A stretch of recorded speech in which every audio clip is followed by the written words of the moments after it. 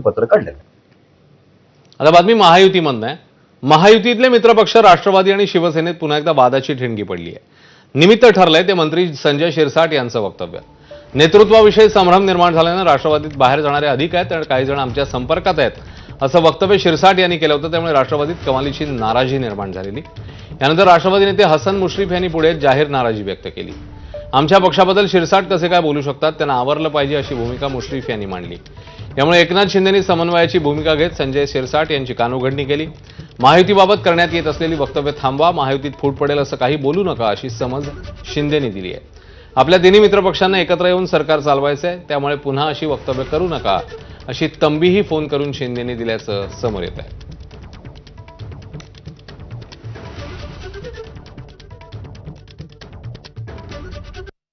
संजय शिरसाट हे शिंदे गटाचे प्रवक्ते आहेत। दर मंगळवारी आमची तिन्ही पक्षांची समन्वय समितीची बैठक असते आणि मी त्या समितीचा सदस्य आहे। गेल्याच मंगळवारी शिरसाटांच्या बद्दल मी शिवसेनेचे समन्वय समितीचे उदय सामंत आणि दादा भुसे यांच्याकडे स्पष्टपणाने नाराजी व्यक्त केली होती की ज्यावेळा आमच्या पक्षामध्ये काही झालं तर शिरसाट कसे बोलू शकतात, त्यांना तुम्ही आवरलं पाहिजे, त्यांना समज दिली पाहिजे अशी त्यावेळा देऊन सुद्धा त्यांनी काल पुन्हा असं वक्तव्य केलं। येणाऱ्या समन्वय समितीमध्ये आम्ही एकनाथ शिंदे साहेबांकडे तक्रार करू। काय वाईट बोलले मला तेच कळालं नाही।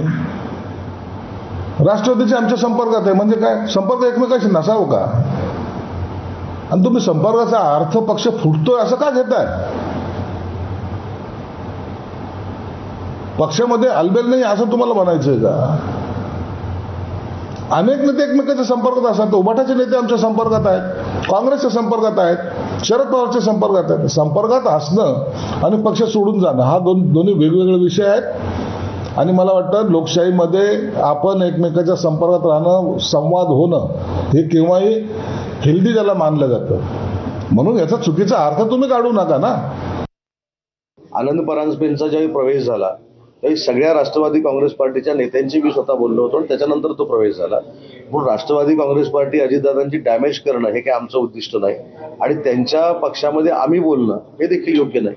त्यांचा पक्ष सक्षम आहे, त्यांच्या नेत्या सक्षम आहेत, त्यांचे पदाधिकारी सक्षम आहेत। त्याच्यामुळे त्यांचा पक्ष कसा वाढवायचा, कसा टिकवायचा हे ते ठरवतील। आमचा पक्ष कसा वाढवायचा हे आम्ही ठरवणार।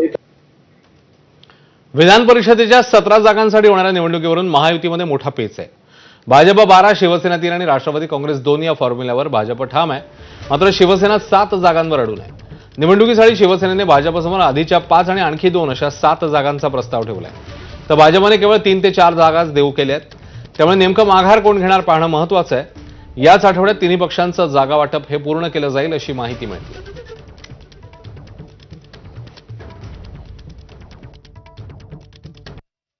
आमच्या पक्षामध्ये कुणाला उमेदवारी द्यायचा याचा निर्णय फक्त आणि फक्त एकनाथ शिंदे साहेब घेत असतात। आम्ही धुळ्यामध्ये आमची ताकद वाढलेली आहे।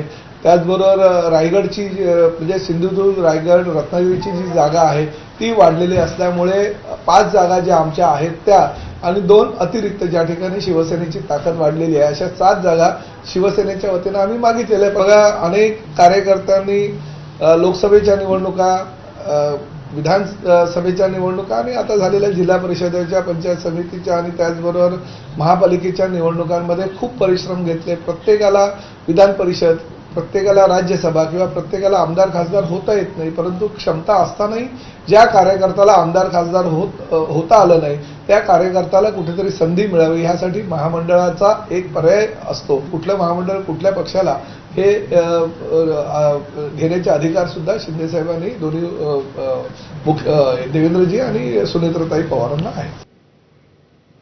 आता पुणे पोलिसांच्या कार्यशैलीवर